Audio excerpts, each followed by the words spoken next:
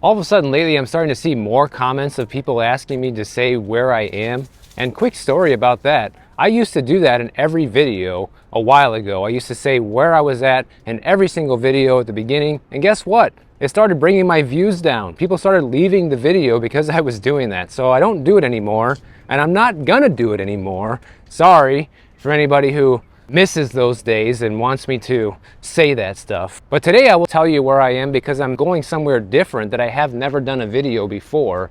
They just put up a brand new walkway over here along Indian Creek Drive and the canal. So I'm gonna walk over here and do a video here. Now, one thing I find interesting about this scenario with this current economy is how literally you cannot wake up every day and not see a story about how well the economy is doing. Meanwhile, there's so many different things that contradict that. Like, for example, we are seeing fast food stores and retail stores closing by the hundreds right now. And my simpleton thought is, well, if the economy is doing well, then stores should be opening, not closing, right? I mean, that's pretty simple to think. In fact, Walmart just announced more store closures for 2024. And Walmart is not alone, guys, okay? Macy's, they're gonna be closing 150 stores this year. Kohl's, instead of closing stores, they're trying to have other stores within Kohl's to help pay the bills because things aren't going too good for them.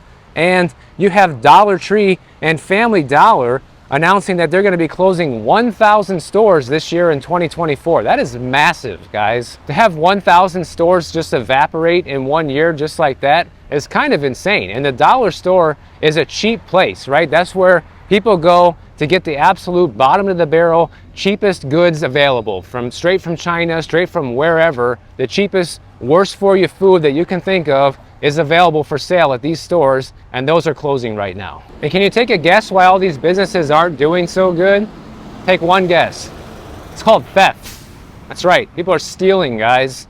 They call it shrink in the retail business, but you can call it for what it is, and it's theft. People are stealing, and these companies are losing so much money that they have no choice but to close down these locations. It's really that simple. Then you throw in a bunch of high prices into the mix like we have right now, it's a recipe for disaster. And I just have to ask everybody out there watching, is this a sign of a strong economy that we're closing down thousands of retail stores this year? I mean, I don't get it, guys. I really don't see the argument, because we should be opening thousands of stores if this was a strong economy, but instead, there's more stores closing than opening. I mean, Walmart, they're basically the largest retailer in the world, okay? They closed about 24 stores in 2023 already, and now they're announcing more store closures due to the same reasons. Lower than expected performance, inventory shrink, and economic downturn is actually a term that Walmart is using to say why they're closing stores, guys. So basically saying we're seeing more people stealing and the economy's taking a turn for the worse. So it's not me saying this, Walmart's saying this. And that's when I just laugh at people that say that things are still going well and, you know, look at the stock market, look at the price of real estate. That just tells you everything, doesn't it? Well, apparently it doesn't, because a lot of people shop at Walmart, both rich, middle class, and poor. And these guys are closing locations right now. And of course, they're closing locations in the most crime-ridden cities in America. You know, we saw they're closing stores in Portland, Oregon. You know, now Chicago's on the chopping block. They said, we have invested hundreds of millions of dollars in the city of Chicago, and it was hoped that these investments would help improve our store's performance. Unfortunately, these efforts have not materially improved the fundamental business challenges our stores are facing. In other words, throwing all this money at the problem hasn't helped. People are still stealing like wildfire, and it's time to close. They've also announced a couple store closures in California, one in San Diego and one in El Cajon, not Al Capone. They've also announced they're going to be closing some stores in Maryland and Ohio at this point, all for the same reasons. They just say poor performance, but at least they're willing to come out and admit that a lot of it is due to theft and a lot of it is due to the economy not doing so well, guys, because the reality is inflation has, you know, pushed things that were normally within reach of normal people's budgets out of their budget. And sometimes people in that position have no choice but to steal. But I think that's probably a very small segment of people who are actually stealing. I think what's really going on is you have people that steal a ton of merchandise and don't get prosecuted, so they go back and continue doing it. Just like we saw what's happening out in California. People can steal like $900 something worth of crap and not get arrested, you know? Like, that's just insanity. And it's stuff like that that forces these stores to close. That's why you don't see CVS or Walgreens anymore in the city of San Francisco. Or if they do have any left, it's very few at this point.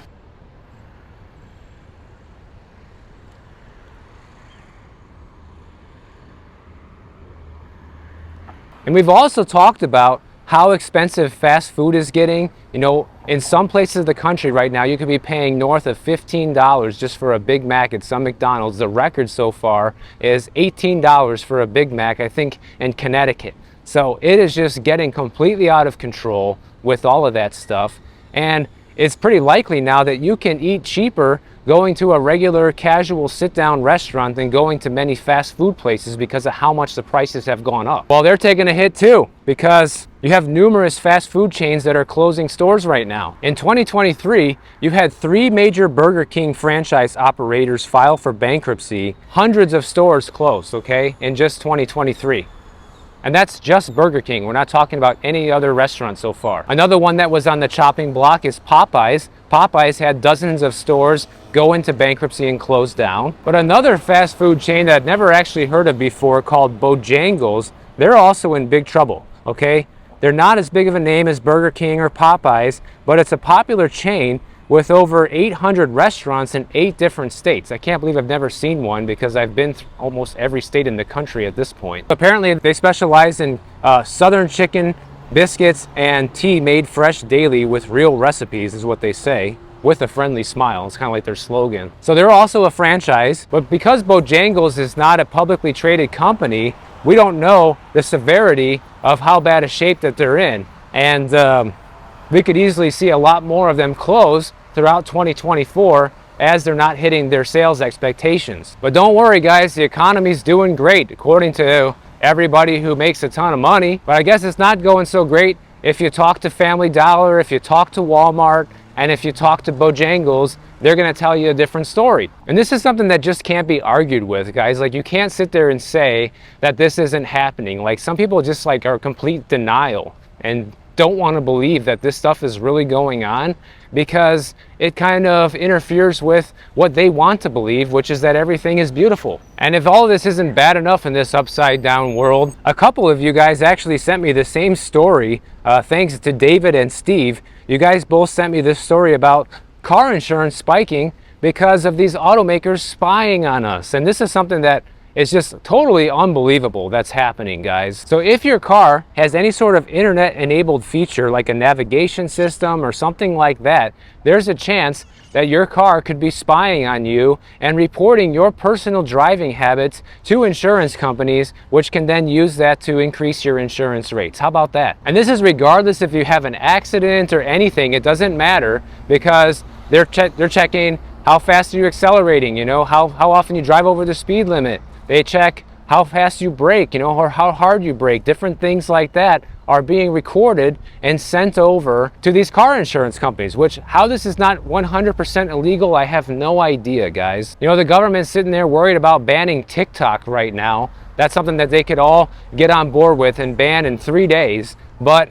you know, they're not looking at protecting our privacy from these companies basically stealing our data like this. This is completely wrong, and it should be outlawed yesterday. You know, that's why you guys have seen this sponsorship on my channel a couple of times, Delete Me, and this video is not sponsored by them. But it's why I decided to partner with them, because they get rid of your information from these data brokers that ultimately sell your information to places like insurance companies that can use this for bad things. And I, for one, want as little of my information out there as possible. So even though this video is not sponsored, guys, I have my link down in the description below. I'm not going to get paid for this. This is just for you, in case you want to get rid of your information out there. You know, sign up for this, guys, and make sure these data brokers aren't selling your personal info. And it's sad that we have to hire a private company like Delete Me and pay them an additional fee in order to have our own personal information removed from people that never had the permission to have it to begin with, rather than having our government step in and do the right thing and just completely ban this altogether.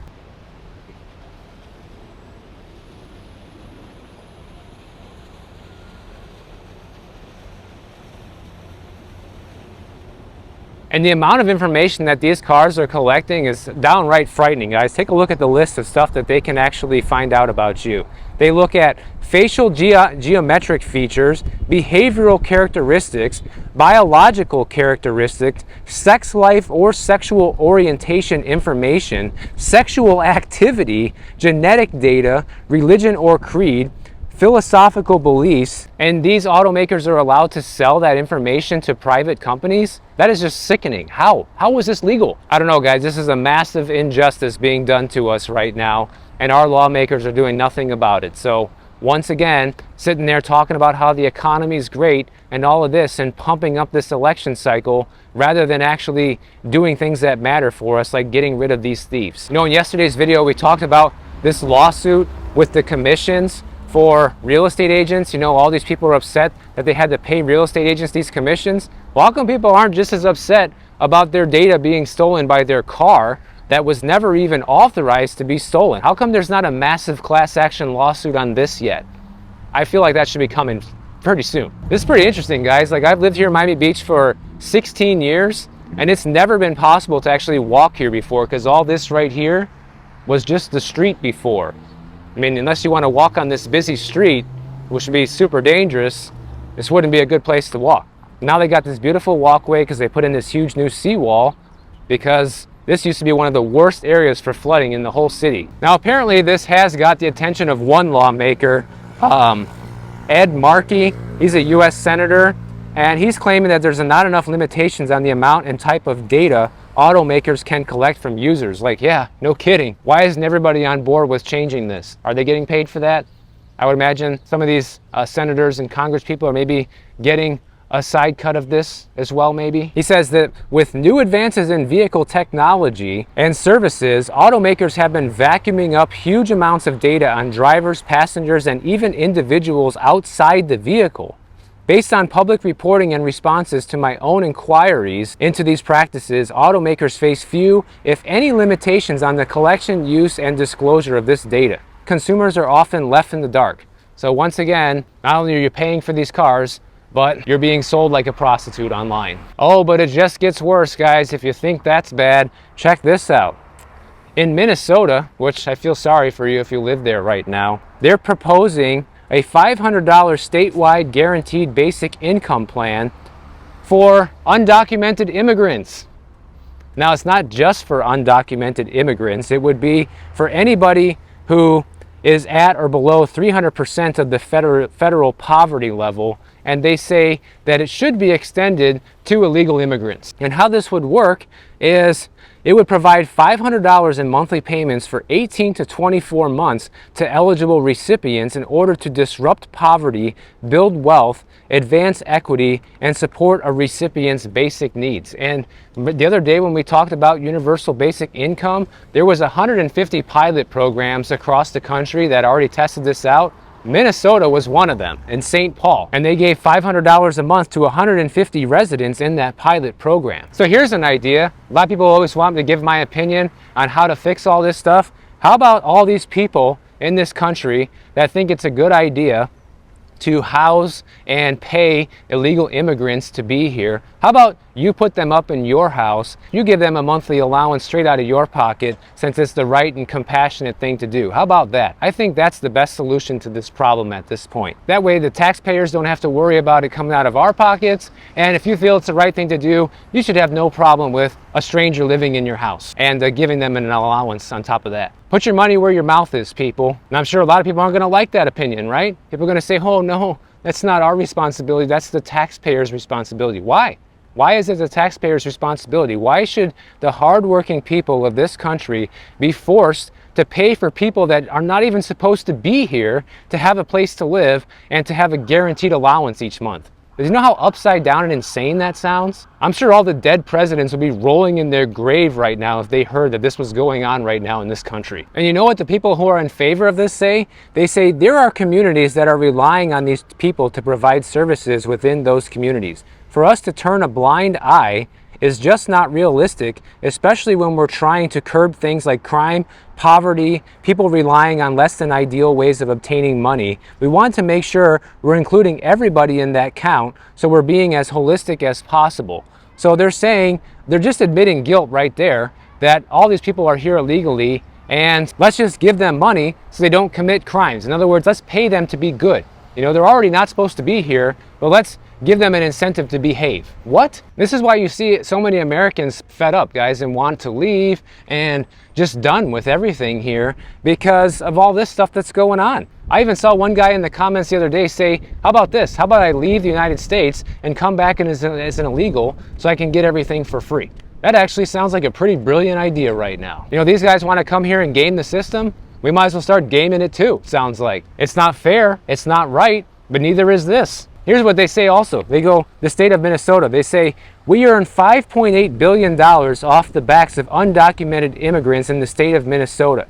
They are paying taxes and we should be supporting them as a member of our community. So the state itself is already admitting to a crime by letting these illegal immigrants stay in the state without deporting them, because that in itself is illegal. And I know this happens in all states, but Minnesota is the focus of this one. But this does happen everywhere. But just because these people are paying taxes and working doesn't mean they're owed anything from us, guys. They came here on a whim, not supposed to be here. They're lucky that they're not deported at this point, and they even can work and are able to get away with that. And now we're supposed to give them free money and free housing? I mean, come on. I think that all the Americans who are coming up with these ideas are completely screwed in the head and need to get themselves checked out. I really do. These people are not acknowledging that we can't even take care of our own people, and we have Americans and veterans who fought in wars for this country sitting on the street homeless and hungry today, and they're worried about people crossing the border having a place to live and food to eat. I mean, doesn't get any more upside down than that. So if you guys enjoyed this video, make sure you're subscribed to the channel for more videos like this, and if you don't want to wait for my next video to come out, check out this one on the screen right over here, and I'll see you in the next one.